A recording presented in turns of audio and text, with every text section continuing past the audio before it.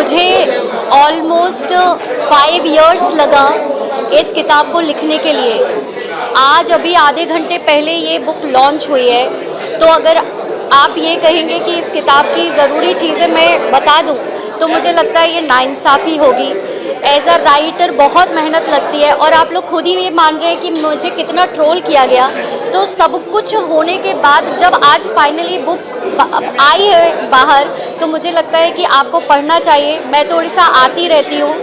170 pages हैं Odia book में। आप इसमें से पॉइंट्स बनाइए, आपको जो अच्छा लगता है आप उसकी बात कीजिए, आपको जो अच्छा नहीं लगता है हम आगे भी मिलते रहेंगे, तब आप मुझसे वो सवाल कर सकते हैं। तो मुझे लगता है कि आपको जानना चाहिए कि अनुभव मोहंती के पॉलिटिकल जर्नी के बारे में आपको जानना चाहिए। इसके अलावा आपको जो बहुत इंटरेस्टिंग चीज़ें मिलेंगी वो मिलेगा उनके फ्रेंडशिप और दोस्तों के बारे में।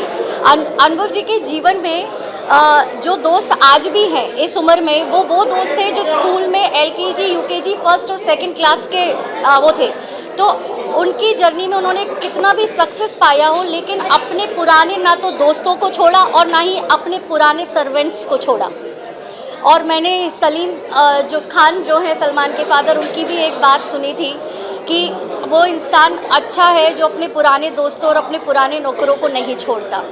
तो मुझे लगता है कि जो फ्रेंडशिप के बारे में है वो आप जान सकते हैं। टीन एज में अनुभव जी की जो लव स्टोरीज़ हुई उसका भी इसमें ज़िक्र है।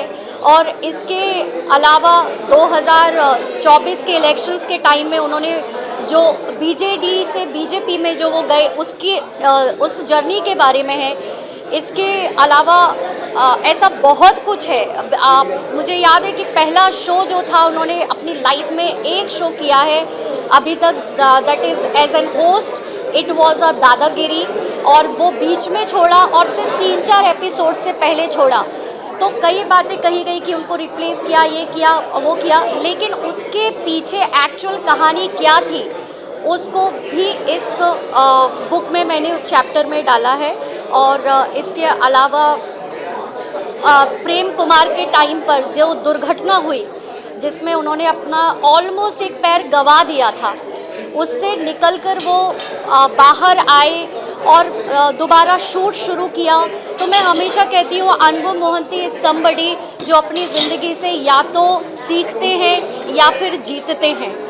और कांस्टेंट जो एक उनकी चीज़ है that he always smiles, no matter कि लाइफ में क्या चल रहा है। मैंने कहा कि जब मैंने अनुभव जी के जीवन की यात्रा को शुरू किया तो उस यात्रा में जो उनके जीवन के सहयात्री थे मैं उनसे मिली, और जब आप इस किताब को पढ़ेंगे तो समय समय पर आप भी उन सहयात्रियों से मुलाकात कर सकेंगे। नहीं, क्योंकि उड़ीसा की भूमि ने और उड़िया भाषा ने अनुभव मोहंती को अनुभव मोहंती बनाया। तो इस वजह से मेरा जो थॉट था कि ये किताब जो है वो पहले किसी भी भाषा में लिखी गई हो, लेकिन इसका लॉन्च उड़िया भाषा में ही आना चाहिए।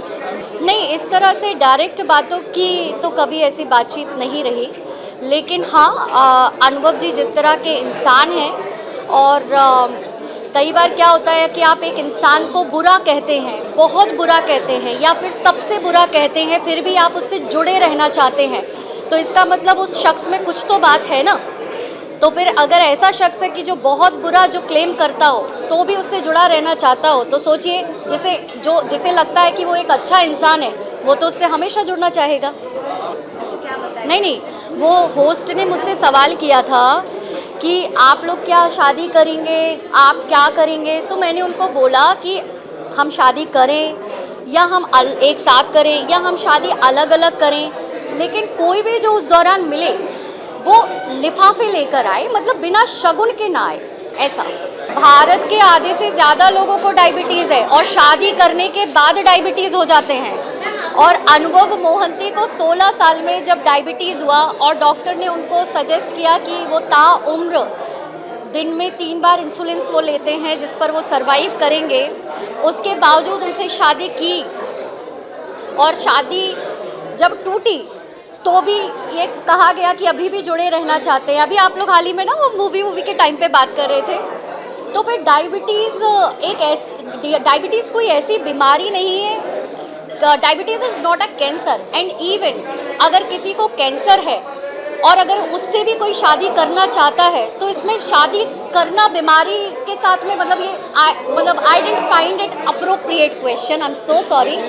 अपने घर में हर परिवार में अगर हम लोग सदस्य ढूंढेंगे ना तो हर परिवार में एक इंसान तो मिल जाएगा जैसे डायबिटीज़ हो। दादा हो सकते हैं, नाना हो सकते हैं, ताऊ जी हो सकते हैं, भाई हो सकता है, और आप देखेंगे कि उनके 2-4 नन्हे मुन्ने इधर उधर खेल रहे होते हैं। तो डायबिटीज़ की वजह से किसी को बच्चा नहीं होना, again it is very inappropriate logic अगर उन्होंने दिया है तो। मैंने ज़्यादा हॉल की बात तो नहीं लिखी, मैंने तो ऐसा भी लिखा है कि एक समय था जब अनुभव मोहंती को कह दिया था कि अरे ये अगर बंगाल चला जाएगा ना तो इसका उड़ीसा में करियर ख़त्म हो जाएगा, और ये बात है 2005 की।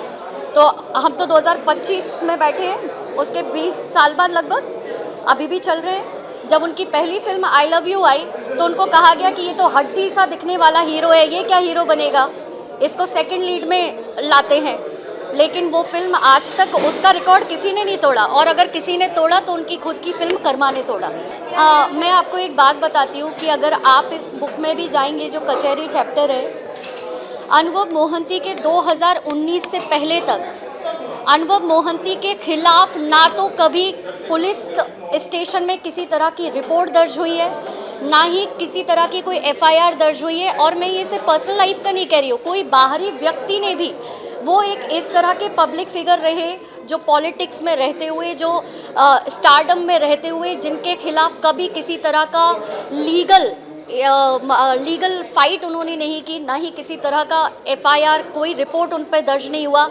ये पहली बार हुआ जब वो 2019 का इलेक्शन जीते, क्योंकि जब तक वो राज्यसभा में थे तब तक शायद प्रॉब्लम नहीं रही होगी, लेकिन जब आप एक एक्टिवली जब फील्ड पर आप उतरते हैं एक नेता के तौर पर, तो शायद वहाँ आपके दुश्मनों की संख्या और बढ़ जाती है, वहाँ लोग आपसे असुरक्षित महसूस करने लगते हैं। आप मुझे ढूंढ के बता दीजिए अगर 2019 से पहले कुछ मिल जाए, और 2019 के बाद जो आरोप लगा वो भी उन पर नहीं लगा। अनुभव मोहंती के ऊपर जो पहला आरोप लगा वो 2020 में लगा, वो भी एक ऐसे व्यक्ति से जिनके साथ वो कई सालों तक रह रहे थे, और उन्होंने भी इसकी कभी शिकायत नहीं की थी जब तक कि वो कोर्ट का दरवाज़ा खुद नहीं खटखटाए।